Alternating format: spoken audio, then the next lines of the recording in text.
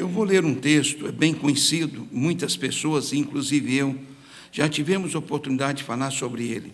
Mas pensando no texto, alguma coisa aconteceu e eu comecei a pensar de um outro prisma a respeito do mesmo texto, e eu tenho certeza que ele vai falar particularmente ao seu coração. O texto é 2 Reis, capítulo 5, do verso 1 até o verso 16. 2 Reis, segundo livro de Reis, no capítulo 5, dos versos 1 ao verso 16. Eu vou estar lendo este texto e para que nós possamos extrair dele a palavra que eu creio Deus tem para o seu coração nesta noite. O texto diz assim, preste bem atenção nos detalhes do texto. E Naamã, chefe do exército do rei da Síria, era um grande homem diante de seu senhor e de muito respeito, porque por ele o Senhor dera livramento aos sírios, e era este varão um homem valoroso, porém leproso.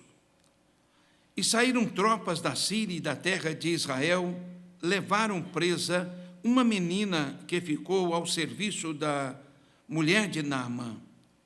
E disse esta à sua senhora, tomara que o meu senhor estivesse diante do profeta que está em Samaria, ele o restauraria da sua lepra.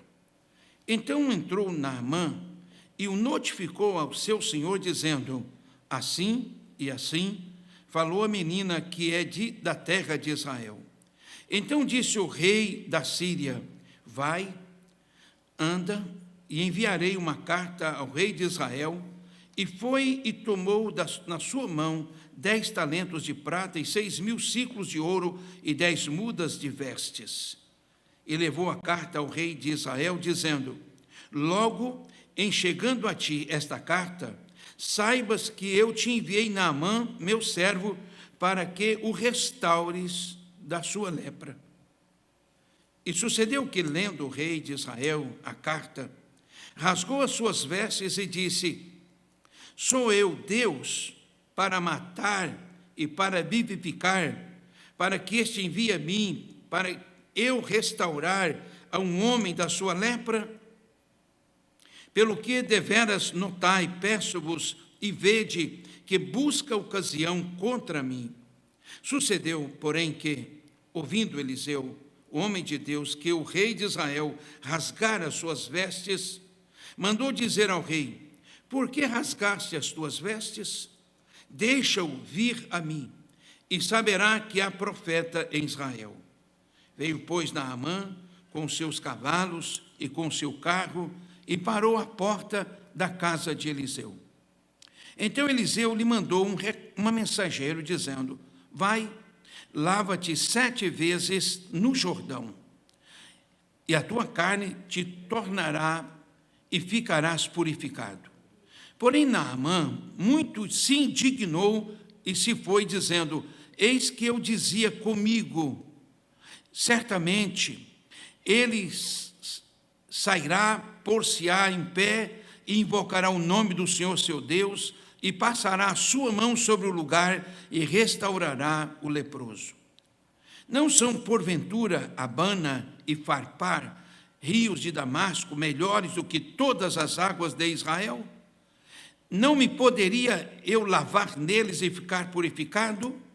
Voltou-se e se foi com indignação. Então chegaram-se a ele os seus servos e lhe falaram e disseram, meu pai, se o profeta te disser alguma coisa, uma grande coisa, porventura não a farias? Quanto mais, dizendo-te ele, lava-te e ficarás purificado. Então desceu e mergulhou no Jordão 7 vezes, conforme a palavra do homem de Deus, e a sua carne tornou como a carne de um menino, e ficou purificado. Então voltou ao homem de Deus, ele e toda a sua comitiva, e veio e pôs-se diante dele e disse, eis que tenho conhecido que em toda a terra não há Deus senão em Israel. Agora, pois, te peço que tomes uma bênção do teu servo. Porém, ele disse: vive o Senhor, em cuja presença estou, que não tomarei, e instou com ele para que a tomasse, mas ele recusou. Esse é um texto, por si só, muito claro e traz para nós algo muito importante. Eu quero dizer para você, em título de introdução, que a cura e a solução de qualquer problema necessariamente tem que passar pela fé, pela obediência e pela humildade. Se nós não nos humilharmos diante de Deus, nós podemos sair daqui igual como entramos e, quem sabe, pior, porque poderemos sair decepcionados com alguma coisa. Mas Deus está neste lugar e Ele quer tocar no seu coração nesta noite e fazer uma obra que ainda Ele não fez na sua vida. Estamos diante de um relato que nos faz refletir sobre algumas situações, sobre as quais eu gostaria de lhes falar nesta noite. O relato fala de um general do exército da Síria, que o texto chega a dizer que era um grande homem. O que adianta ser uma pessoa grande e importante, mas com uma doença como a que ele possuía? Que resolve você conquistar muitas coisas na vida, ter muitas coisas, e de repente você não ter o principal. Quem sabe uma lepra na sua alma.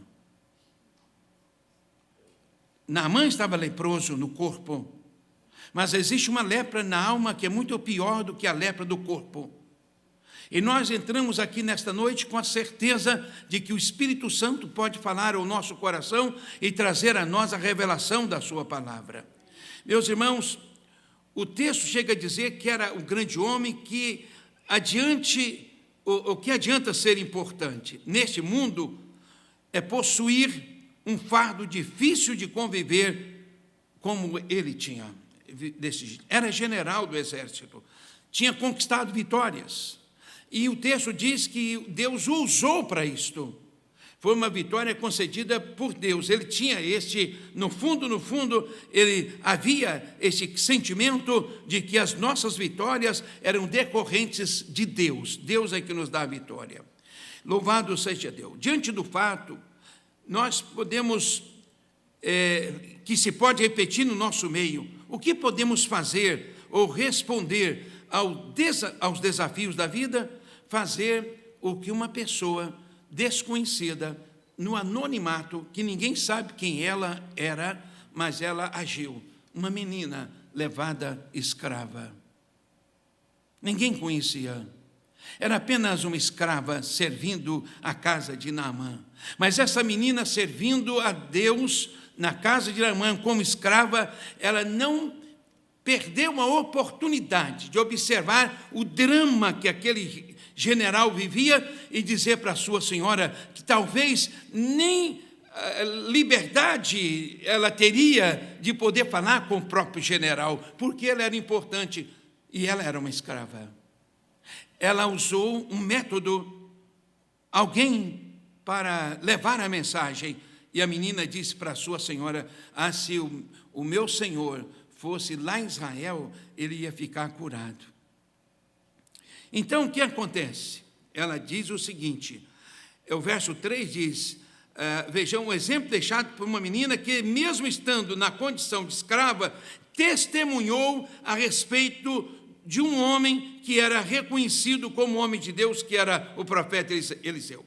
Lá, na primeira carta do apóstolo São Paulo, capítulo 1, versos 27 e 29, o apóstolo São Paulo nos diz assim, 1 Coríntios, capítulo 1, versos 27 e 29. Como é que ele usa esta expressão? Muito interessante, de 1 Coríntios 1, capítulo 1, versos 27 e 29. O texto de 1 Coríntios assim nos diz. Vamos estar lendo este texto, que é muito importante para nós pensarmos nele nesta noite. Diz assim o apóstolo São Paulo: mas Deus escolheu as coisas loucas deste mundo para confundir as sábias, E Deus escolheu as coisas fracas deste mundo para confundir as fortes.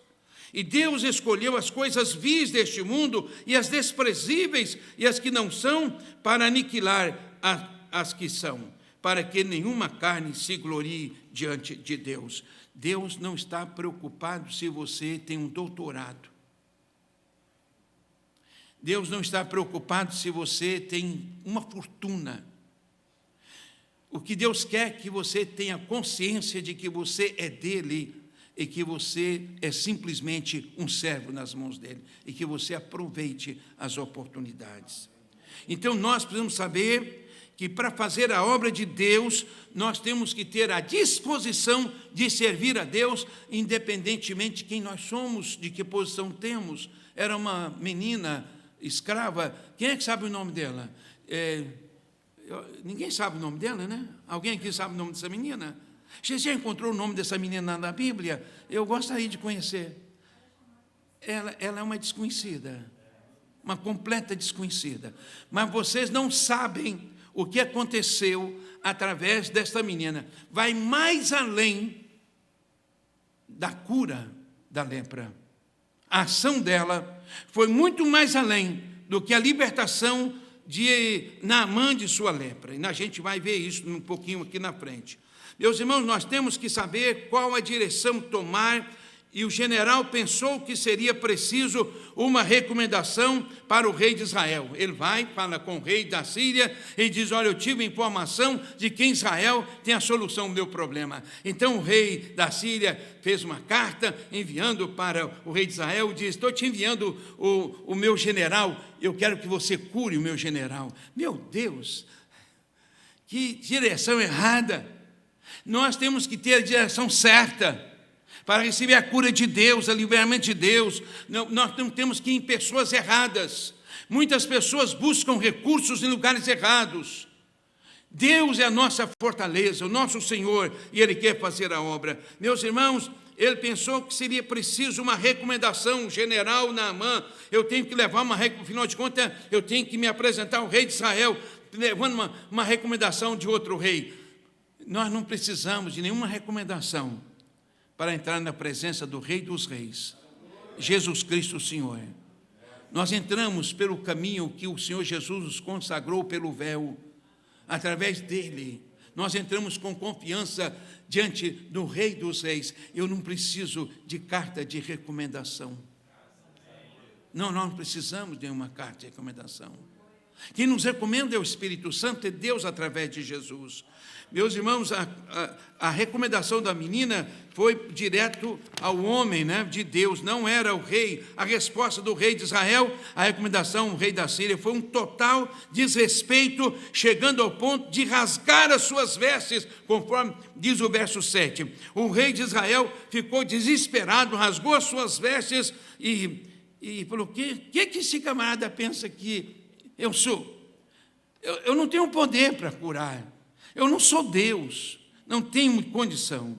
Mas a coisa continua, e nós precisamos entender que para recebermos a bênção de Deus, o profeta tem que agir como profeta de Deus, que não compromete o recado de Deus a uma autoridade, seja ela quem for. No verso 10 e 12, nós podemos ler novamente, está escrito assim: então Eliseu lhe mandou um mensageiro dizendo: vai e lava-te 7 vezes no Jordão, a tua carne te tornará e ficará purificada. Porém Naamã muito se indignou, dizendo: eis que eu dizia comigo mesmo, este profeta vai chegar perto de mim, vai passar a mão em mim, vai fazer uma oração poderosa e vai fazer um ritual, mas o profeta não tomou conhecimento quem estava lá fora.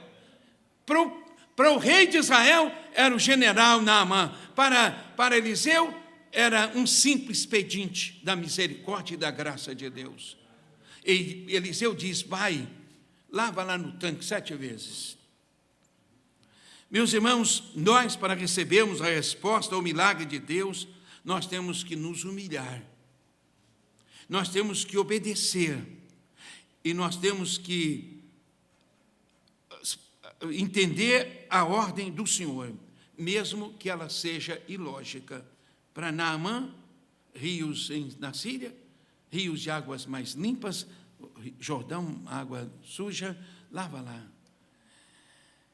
Em Isaías 55, verso 8 e 9, há uma expressão muito interessante que a gente também pode ler.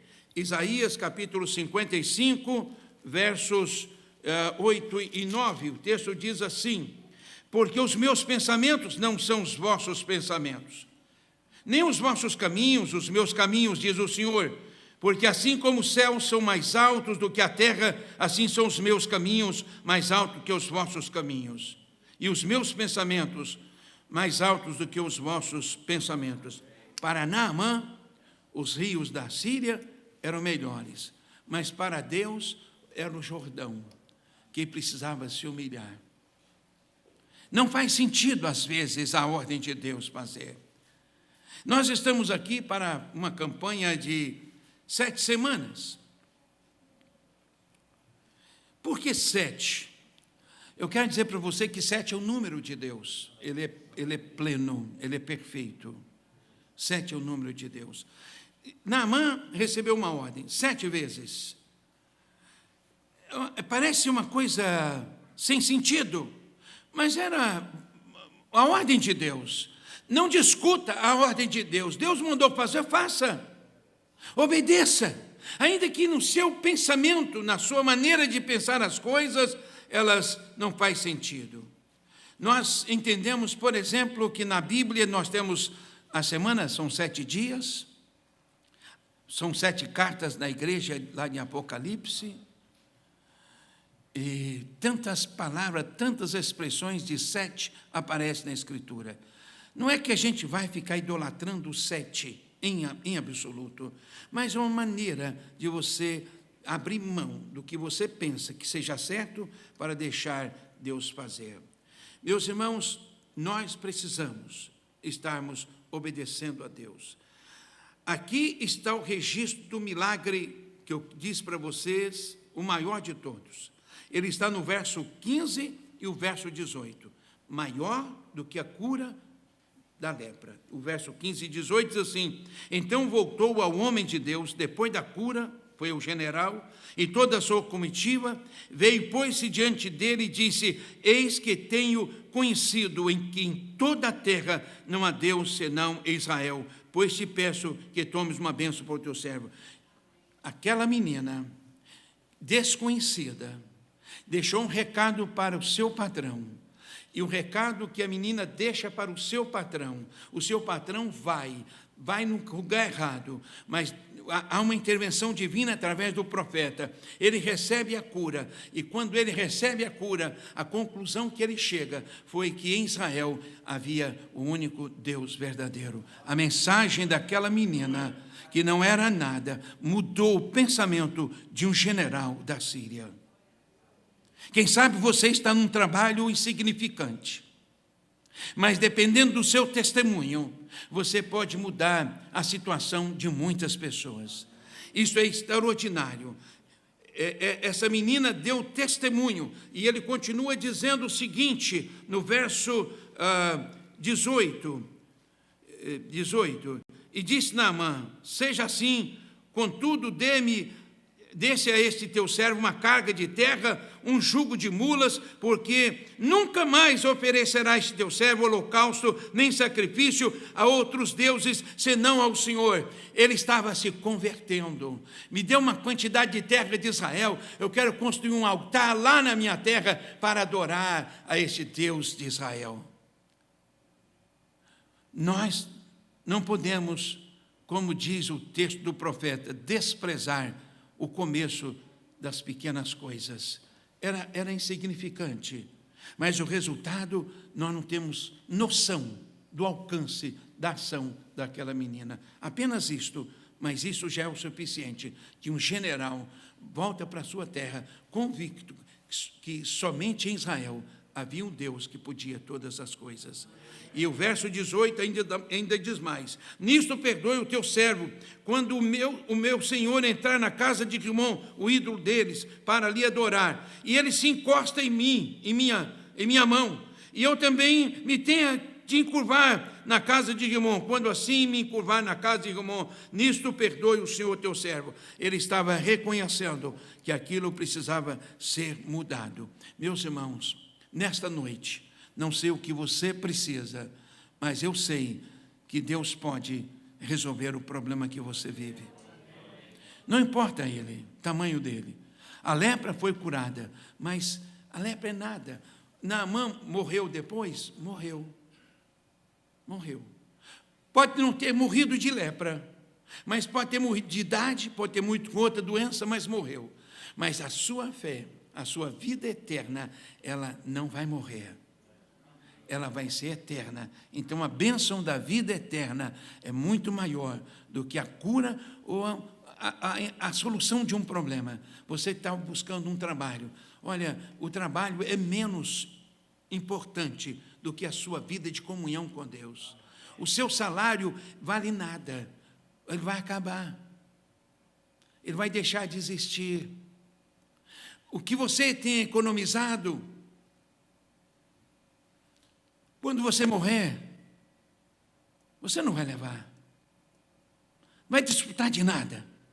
O que é que nós desfrutamos? Aquilo que nós servimos a Deus e que nós somos em Deus, nós vamos ser acompanhados pelo Senhor. Quando você entrar na eternidade, você vai ser acompanhado por Jesus. Eu lembro daquela passagem lá na cruz, quando aquele ladrão ao lado de Jesus disse: Senhor, lembra de mim quando entrares no teu reino. Você hoje vai estar comigo no paraíso. Eu vou te acompanhar. Eu tenho uma ideia sobre isto, pode ser controversa. No jardim do Éden, que é o paraíso, só entra quem for acompanhado por Jesus. Sabe por quê? Porque em volta do jardim do Éden tem uma espada rodando para ninguém entrar. E não tem escrito na Bíblia, em lugar nenhum da Bíblia, que esta espada foi removida de lá. Se alguém achar, me conte. Porque eu não consegui encontrar. A Bíblia não diz que ela foi retirada, ela continua lá. O anjo continua com a espada, impedindo qualquer pessoa que queira entrar, pulando a cerca. Aqui você só entra acompanhado por Jesus. Eu só entro na eternidade, no paraíso, acompanhado por Jesus. E isso é o mais importante. Esse Naamã, ele morreu, mas eu acredito na sua conversão, porque ele confessa a Deus. Eu quero adorar ao Senhor, quero fazer sacrifício ao Senhor, o Deus de Israel. Que nós possamos, nesta noite, além da cura física, nós sermos curados da nossa lepra espiritual. Ai, mas o pastor está falando que a gente tem lepra. Eu não estou dizendo que você tem lepra. Quero dizer uma coisa, vai haver um juízo final. Mas enquanto não houver o juízo final, ninguém tem o direito de julgar ninguém. Enquanto não houver o juízo final, quem vai julgar Jesus, até lá ninguém tem o direito de julgar ninguém. Quem é o seu juiz? É você. Você tem que julgar você. E acertar a sua vida. Tomar decisões. Se posicionar.